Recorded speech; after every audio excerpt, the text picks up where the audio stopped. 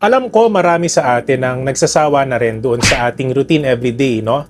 So, halos lahat sa atin pumapasok ng trabaho alas 8 ng umaga, and then mag-out tayo madalas, no, alas 4, alas 5 ng hapon, or madalas overtime pa.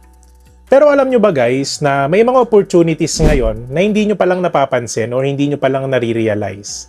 At isa dito, ang YouTube.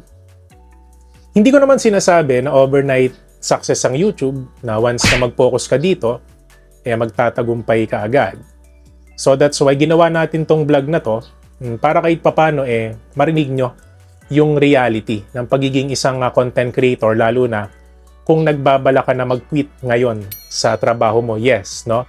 So pag sinabi kong mag-quit, talagang totally magre-resign ka, no? So wala kang ibang source of income. So alam ko parang ang hirap isipin na wala tayong pinagkukunan, wala tayong sariling pagkakakitaan, lalo na nga isasacrifice natin yung trabaho na meron tayo para sa social media. But karamihan kasi guys, nagdadaan sila dun sa tinatawag na leap of faith, no? Na kung saan pag talagang desidido na sila sa content creation, it's either sa iba't ibang platforms, no?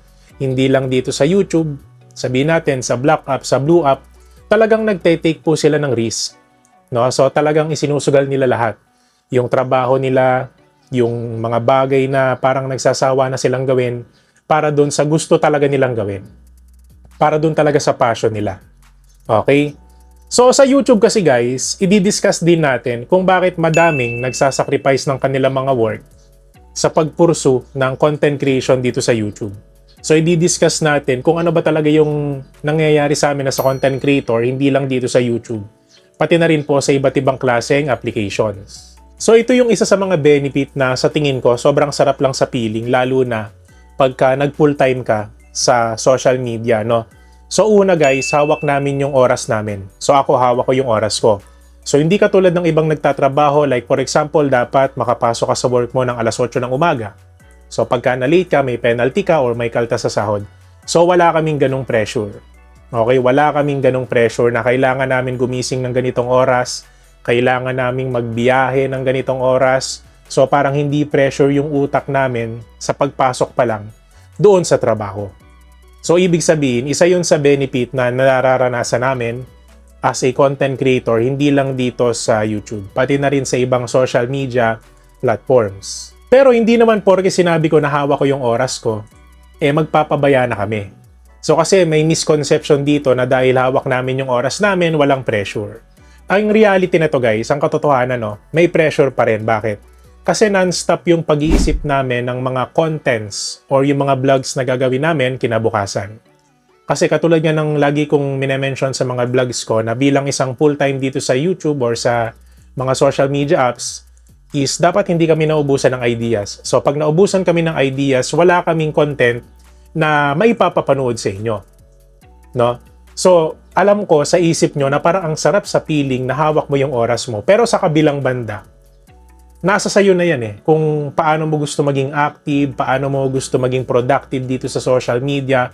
So at the end of the day, madalas mas pagod pa yung mga gaya namin na full-time sa content creation. Kumpara mo dun sa may mga trabaho ng sabihin natin 8 hours overtime, at least after nung trabaho nila, pahinga na talaga sila.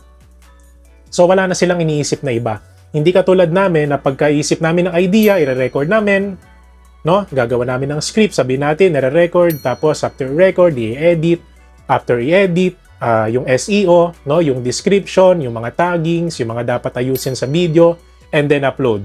And after that, doon na ba natatapos? Hindi. So guys, non-stop yan na pag-iisip ng idea. So kaya alam ko yung misconception ng iba na sobrang sarap talaga ng feeling ng pagiging isang content creator.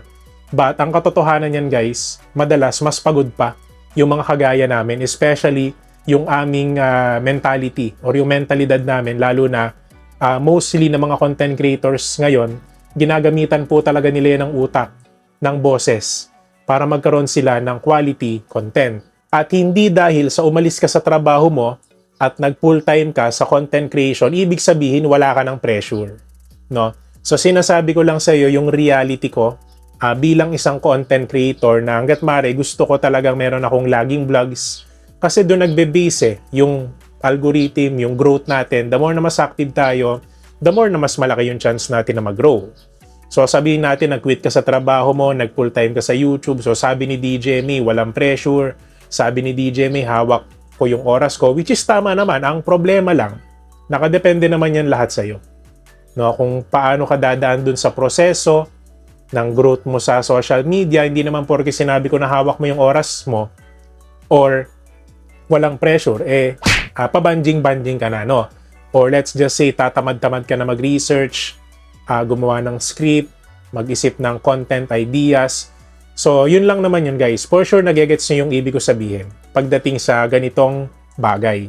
Sa panahon ngayon, mahirap maghanap ng recharging platform na safe and reliable na kung saan makakamura ka sa mga loads, gaming points, live streaming coins, and gift cards. Sa tinagal-tagal ko dito sa social media, isa lang ang pinagkakatiwalaan ko. Ito ang CocoDP. As of now guys, ang dami po nilang promos and of course upcoming events doon sa mga games na makikita nyo dito. Para makasali kayo guys, just visit their CocoDP FB page and X account at mag-participate sa mga post activity nila. Just use the Cocoin payment method para magkaroon kayo ng maximum discount. Huwag nyo din kakalimutan na gamitin ang link na nasa comment section depende sa location nyo. Make sure na mag-login bago bumili para maging eligible sa mga available discounts. Sa gaming, meron sila for Windsmith, Delta Force, Free Fire Mobile Legends, and many more. Sa live streaming apps naman, Popolive, Bigo Live, Star Maker, at marami pang iba. So DJ MA, paano ba kami pwede makabili dyan? First, click nyo ang link na nasa comment box. Second, mag-login sa CocoDP. Third, piliin ang product na bibilhin mo. Fourth, ilagay ang user ID at pumili ng package na gusto nyo. Fifth, piliin ang Cocoin payment method for maximum discount. 6. Ilagay ang email address and click Buy Now. Ilang segundo lang papasok agad ang mga points or coins na binili nyo at pwede nyo ito check mismo sa email or accounts nyo. Kaya tuwing magre-recharge, dito na tayo lahat sa CocoDP. So guys, yung pangalawang benefit, dahil nga nasa content creation ka na, may oras ka na, so lagi mong makakasama yung family mo. Kasi mostly na mga content creators now, kung hindi sila nagta-travel, no, hindi sila nagpo-food vlogs or nagpupunta sa iba't ibang lugar, nasa bahay lang talaga. Ibig sabihin, kung meron kang sariling pamilya, mas madalas mo makakasama yung pamilya mo. No? Kaso ito yung problema, madalas mo nga silang kasama, nag-quit ka na nga 100% sa trabaho mo. So ano yung may papakain mo sa pamilya mo kung wala kang source of income? So that's why dapat pag-isipan nyo, no, yung timbangin nyo yung for the income, oras mo sa family. Kasi hindi naman lahat ng content creators ngayon swinerte. Kasi masasabi ko rin guys na yung content creation hindi lang pure hard work. So meron siyang small percentage ng luck. No, pag sinabi kong luck, swerte. Okay, kasi sa lahat ng bagay, naniniwala ako na kailangan mo talagang pagsipagan. Kailangan mo talaga ng diskarte. Kailangan mong tiyagain. Pero napapansin nyo ba guys, kahit na may mga tao na sobrang sipag nila sa ganitong bagay, talagang pinurso nila 100%, pero hindi talaga gumagana sa kanila. Diba? So may mga tao naman nakabago-bago sa ganitong platform, no? Hindi pa masyado nakakapag-upload ng sobrang daming videos, as in sobrang saglit pa lang nila nag-upload ng videos, pero nagba-viral agad yung mga videos or shorts nila. So that's why, hindi na rin ako naniniwala doon sa puro hard work lang. So dito sa social media guys, kailangan mo ng sobrang konti na swerte. Hindi ko naman sinasabi na swertehan lang ang content creation. Ang sinasabi ko dito guys is sa panahon ngayon, no, kailangan din natin ng konting swerte sa kahit anong bagay. 99% no, hard work, diskarte, and then yung kahit 1% nandun yung swerte. Okay? So kaya ako guys, may mga pagkakataon na pag nag-upload ako ng video, hindi lang dito sa YouTube, pati na rin sa Black App, lalo nga na-share ko na sa inyo na nag-affiliate na ako doon. May mga pagkakataon talaga guys, na may video ako na alam kong hindi magbabiral or hindi aangat ang views. Pero yun pa yung nagkakaroon ng madaming views. Yun pa yung nagbibigay sa akin ng maraming benta. So, paano mo maipapaliwanag yon? Sabihin natin, yes, it's all about algorithm, pero nandun pa rin yung konting swerte na tinatawag. No? So, that's why dun ko nasabi na pagdating sa social media, pagdating sa upload, kailangan nyo din talaga ng konting swerte. Kaya nga, na-mention ko din itong swerte na to, Kasi hindi naman lahat ng content creators pare-pares ng sitwasyon. May mga gaya ko na even though, yes, kasama ko family ko, wala akong trabaho, hindi ako nagtatrabaho sa company, pero may mga sources of income tayo. Diba? So, swerte tayo kasi kahit na nagpo-full time tayo ngayon sa Black App at dito sa YouTube, may mga income tayo na pumapasok sa atin. So, yun yung gusto kong iparealize sa inyo na hindi lahat ng content creators, ganito yung sitwasyon. Kaya kailangan mong pag-isipan yan kung paano mo titimbangin yung oras mo sa family mo at syempre, yung mga sources of income na dapat meron ka. Pero, yung pangalawang benefit namin guys, syempre as a full-time content creator, mas nakakasama namin yung pamilya namin. So, hindi na namin kailangan mag-abroad or umalis ng bansa or pumasok sa trabaho everyday. So, kumbaga, mas lamang yung oras namin kasama yung aming pamilya. So, yung pangatlong benefit, guys, is yung motivation at yung personal growth. Alam ko, nararanasan nyo everyday yung paulit-ulit na routine. Papasok ka sa trabaho, alas 8 ng umaga, mag-out ka alas 5 or minsan alas 8 pa ng gabi. Madalas overtime pa. At pagkatapos ng trabaho nyo, uwi kayo sa work, magpapahinga kayo, nakahiga kayo, parang iniisip nyo, for sure iniisip nyo to na kailan kaya darating yung time na magkakaroon ako ng madaming oras sa sarili ko. Personal growth. Kailan kaya ako magkakaroon ng oras na madami para sa family ko? Personal growth. Kailan kaya ako magkakaroon ng business na kung saan kahit hindi na ako magtrabaho 8 hours, 12 hours, may pumapasok na income sa akin. So alam ko bilang mga tao, pinapangarap natin to. So katulad nung sinabi natin kanina guys, sino ba namang tao ang ayaw ng passive income? Diba? Which is talagang sobrang laking tulong nito para sa ating personal growth. Kasi kung meron tayong business na pagkukunan, mas madami tayong oras para sa ating sarili. Hindi na natin kailangan na pumasok sa isang company na pumapasok tayo ng 8 oras, 10 oras, 12 oras, di ba? So that's why yung opportunity now sa social media, nandyan lang yan guys nakaupo lang yan, hindi mo palang nare-realize na malay natin, ito pala yung maging reason para magbago yung buhay nyo. Diba? Kasi talagang may mga pagkakataon na nakakapagod din. Isa din ako sa mga tao na one time nga, naalala ko, after ko mag-work dati sa hotel, tapos sumiga lang ako dun sa higaan ko, sa boarding house ko, tapos inisip ko, ganito na lang ba ako araw-araw? So, papasok ako 8 oras hanggang 14 oras. So, 8 to 14 hours. Kasi minsan may overtime kami. Lalo na hotel yung pinapasukan ko. So, ang daming events, And then, yun nga, yung sahod ko, hindi naman ganun kalaki. So, talagang minimum. Siyempre, may bayad yung overtime, yung night differentials, yung pag-graveyard shift, ganun. Pero, hindi ko rin maiwasan na, yun nga, isipin na ganito na lang ba? Ganito na lang ba ako everyday?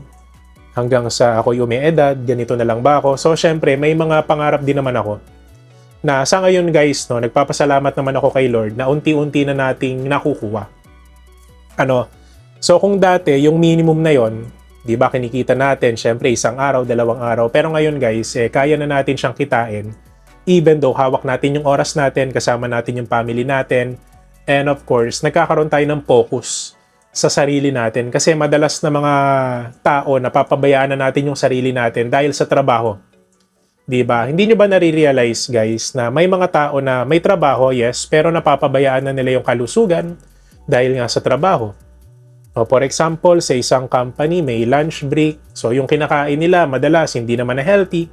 So fast food, 'di ba? Hindi na sila nakakapag-prepare ng maayos na pagkain kasi nga para makakain sila ng mabilis. So, saan sila kumakain? Sa fast food, yung mga cup noodles, di ba? Yung mga pagkain na sobrang bilis kainin, yung nabibili sa labas, di ba? Yung mga street foods. Kaya yung personal growth at motivation, sobrang halaga sa amin nun guys, lalo na pag nakikita namin na nag-grow yung mga social media platforms na meron kami. Like for example, umangat yung followers ko sa Black App, umangat yung subscribers ko dito sa YouTube. Ibig sabihin, effective yung ginagawa ko.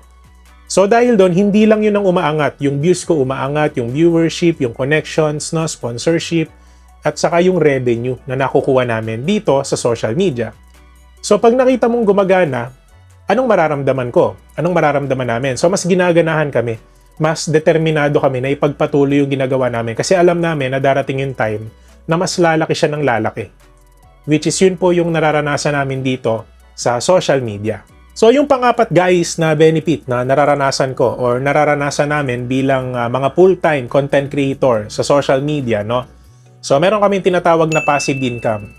Ayan. So dahil nga passive din yung ginagawa namin, tuloy-tuloy, yung pag-create namin ng content, no, yung pag-promote namin ng mga platforms. So nandun yung passive income. So every services, every contents na ginagawa namin, may kapalit siya. Diba? Depende po doon sa viewership na meron kayo, doon sa mga sponsors na meron kayo, sa mga nagpapa-member sa inyo, sa mga social media apps na pinagkakakitaan nyo. So, ibig sabihin, the more na active kayo, syempre, passive din yung income. That's why yung iba, DJ, bakit ganon? Sobrang tagal ko na dito sa YouTube, pero 2 beses pa lang ako sumahod. So, bago daw nila maabot yung $100, sinabot daw sila ng 6 na buwan. Diba? Pero kung titignan mo yung channel, wala namang niche. Hindi naman active sa pag-upload. Wala ka namang matututunan dun sa videos. Diba? So, walang entertainment value. So, hindi mo binibigyan ng reason para panoodin ka ng viewers mo. So, that's why huwag ka magtataka kung bakit hirap na hirap kang sumahod ng passive o ng tuloy-tuloy dito sa social media kasi hindi mo binibigyan ng reason yung viewers mo para panoorin ka. Diba? Kasi kaya ako nanonood ng video sa YouTube para ma-entertain. Para magkaroon ako ng ideas. Hindi naman ako nanood ng video dahil sa wala lang eh. So, ilulugar ko yung sarili ko sa inyo. Bakit yung pinapanood tong video ko ngayon? It's either may matutunan kayo, it's either para ma-motivate kayo kasi parang ayaw nyo na mag-YouTube. So, yun yung reason nyo. So, that's why dun sa mga content creators na hindi passive ang income, sabihin natin monetize na kayo sa mga social media accounts nyo pero hindi pa rin passive, is mas mag-focus kayo guys. Yun talaga yung may advice ko sa inyo. So, try to focus sa mga niche na gumagana sa inyo. Kasi at the end of the day, hindi na po gagana yung mga fake engagements. Hindi na po gagana yan. Kung gusto nyo po talagang kumita ng maayos, ng tuloy-tuloy dito sa YouTube, kailangan meron kayong specific niche na doon kayo magpo-focus. Na matutulungan kayo para magkaroon kayo ng growth dito sa social media. Diba? So, syempre, kung passive yung ginagawa nyo, tuloy-tuloy, talagang sobrang sipag nyong mag-content and at the same time, talagang pinapahalagahan nyo yung mga viewers nyo, magtutuloy-tuloy din yung income nyo dito sa YouTube. Diba? So, ganun lang naman yun guys. Ganun lang gumagana ang social media, no? So, huling advice ko na lang din sa mga kaibigan natin na gustong ipurso ang vlogging, at parang handa na silang ipagpalit yung kanilang trabaho sa content creation, magdalawang isip kayo. Para sa akin guys, huwag nyo ipagpalit yung trabaho nyo kung wala kayong ibang pagkakakitaan kasi kawawa yung family nyo. Kawawa po yung mga tao na umaasa sa inyo at kawawa po kayo bilang isang tao na nangangarap maging isang content creator sa YouTube. Alam ko na minomotivate ko kayo para mag-YouTube. Minomotivate ko kayo na sobrang daming opportunity sa social media. Pero ang gusto ko kasi mangyari dito guys is dapat dumiskarte ka. Paano mo maisisingit yung content creation? So, paano mo mapupurso ang YouTube? Paano mo mapupurso ang vlogging na hindi naapektuhan yung trabaho or business na meron ka? Because at the end of the day, kung magko-content ka at gusto mong i-full time ang YouTube, make sure na dapat may iba kang source of income para hindi ka rin kawawa at yung pamilya mo. So, dapat yun yung number 1 na ipapasok natin sa isip natin. Lalo na sa mga kaibigan natin na gustong mag-content po talaga sa social media. And kung sa tingin nyo guys, madami kayong natutunan or na-motivate kayo sa ating vlog for today, don't forget to subscribe my channel, DJ May, for more videos like this. And guys, mega love shoutout po pala sa ating mga solid viewers na nag-aabang ng vlogs natin daily or weekly. Maraming salamat po pala sa inyo, At guys, hindi ko rin kakalimutan na i-shoutout yung ating mga DJ May exclusive members na nagpa-member last month and this month. Ayan. So bilang perks guys, ipineplex natin sila Berendo Power Video at meron po silang monthly community post na kung saan every month ipineplex natin sila sa ating community para mas makilala po sila ng ating mga subscribers and bagong viewers. And kung sa tingin nyo guys, medyo nabitin kayo sa ating vlog for today, meron akong iiwan na isang video and of course, DJ May YouTube Tips playlist na makakatulong sa inyo bilang isang bagong content creator dito sa YouTube. So yun lang naman guys, maraming salamat po sa panonood and God bless po sa ating lahat.